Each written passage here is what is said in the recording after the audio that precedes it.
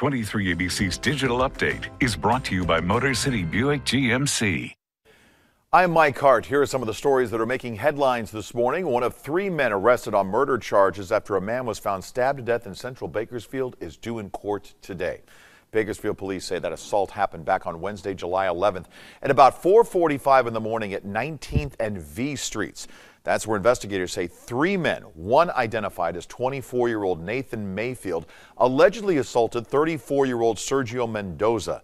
Mendoza was reportedly able to run away from the men, but they caught up to him and continued to beat him.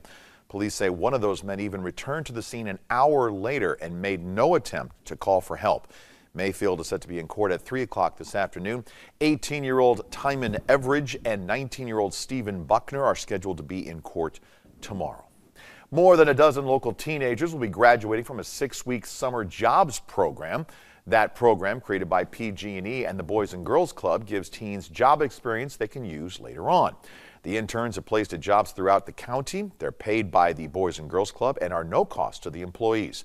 Today's graduation is happening from 9 to 11 a.m. at the Armstrong Youth Center on Niles.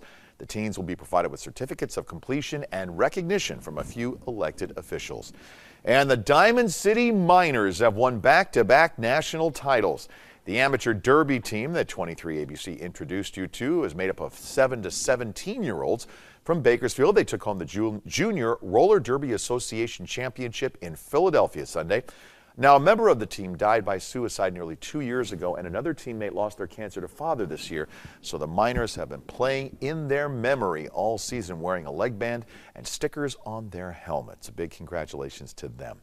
Spring and Chief Meteorologist Elena Rusk now get a look at your forecast for this Monday. Yeah, as we look ahead, we know it's going to be a very hot week. We were hoping to get a little bit of a break this weekend, but as I forecasted, both Saturday and Sunday stayed right at 100. So the heat wave continues. So far, we've had 26 days as total for the season of those 100s. The hottest day was last Thursday at 108. This current heat wave now 12 days in a row, and we have another 10 to go, and that's because high pressure is in control. So you do see some low pressure out over the Pacific, but it's not providing any of this moisture for us. No cooling, no fresh winds. As we stabilize, temperatures are climbing right back up, and there is a thunderstorm threat mostly in the mountains to our north. I think we'll see some high thin clouds coming through, but as we dry out and those temperatures ramp up, we're going to start to cut off those rain chances heading into the rest of the week, especially here in the valley.